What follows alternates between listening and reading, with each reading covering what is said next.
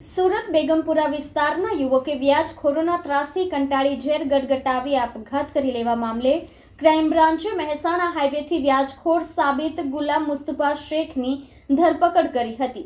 મહિધરપુરા પોલીસે અગાઉ વ્યાજખોર ઇબ્રાહીમ ચાચાની ધરપકડ કરી જેલ હવાલે કર્યો હતો।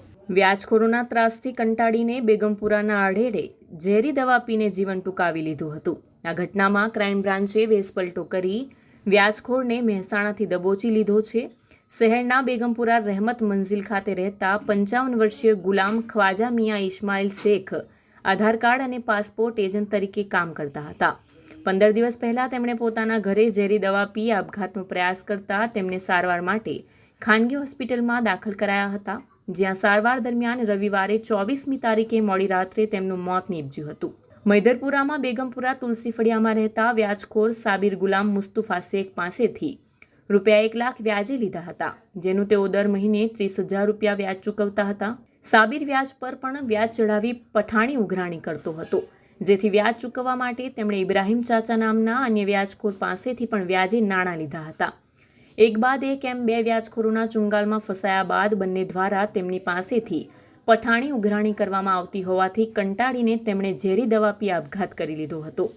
આ દુષ્પ્રેરણાના ગુનામાં વ્યાજખોર સાબિર ગુલામને ક્રાઇમ બ્રાન્ચની ટીમે મહેસાણા જિલ્લાના ઉનાવા મીરાદાતા દરગાહ પાસેથી ઝડપી પાડ્યો છે।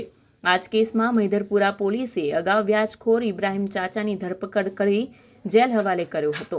ગુલામભાઈ ખ્વાજા મિયા ઇસ્માઇલભાઈ શેખે પોતાની આર્થિક પરિસ્થિતિ કંટાળીને ઊંચા વ્યાજે લોકો પાસેથી પૈસા લીધા હોય એના કારણે એમને દવા પીને આત્મહત્યા કરવાની કોશિશ કરી હતી અને એ સારવાર દરમિયાન એમનું મૃત્યુ નીપજ્યું હતું।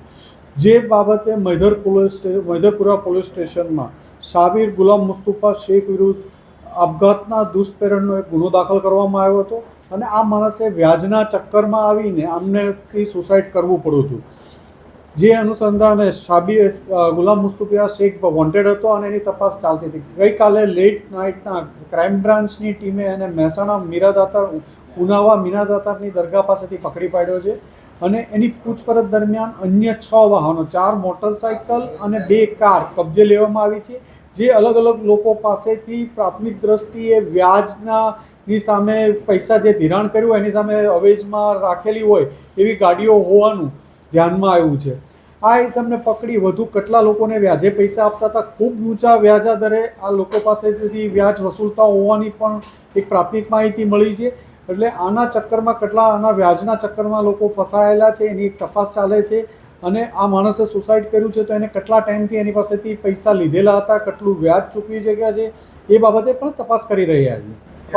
એના કહેવા પ્રમાણે કાલે રાત્રે 4 મોટરસાઇકલ અને 2 કાર 6 વાહનો કબજે લેવામાં આવ્યા હતા। આ પહેલાં મહિધરપુરા પોલીસ દ્વારા પણ એક બાઇક કબજે લેવામાં આવ્યું હતું અને એક બાઇક કાલે પરમ દિવસે કોઈ એમની પાસેથી છોડાવી ગયેલું, એટલે 8 વાહનો તો એમની પાસે હતા।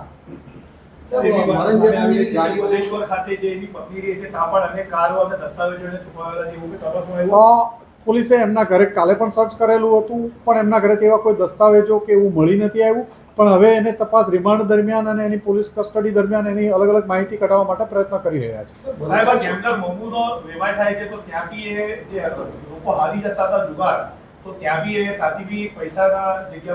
ચોક્કસ આ હકીકત અંગે પણ તપાસ કરવામાં આવશે।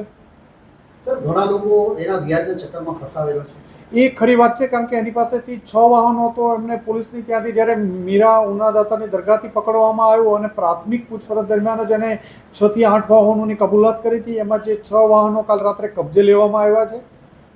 સર, ભરતજરામાં બી 2 વાહનો જપ્ત કર્યા હતા। વાહનો અત્યારે કબજે કર્યા છે, એ કોના નામે છે એ વેરીફાઈ નથી કરેલું, આગળની તપાસ મહિધરપુરા પોલીસ કરી રહી છે, પણ એ બાબતે પણ વેરીફાઈ કરશું। પણ એક બીજી લોકોને અપીલ છે કે આના વ્યાજના ચક્કરમાં કોઈ પણ લોકો ફસાયેલા હોય તો પોલીસનો સંપર્ક કરજો, તો પોલીસ એની વિરુદ્ધ કાયદેસરની કાર્યવાહી કરી શકે।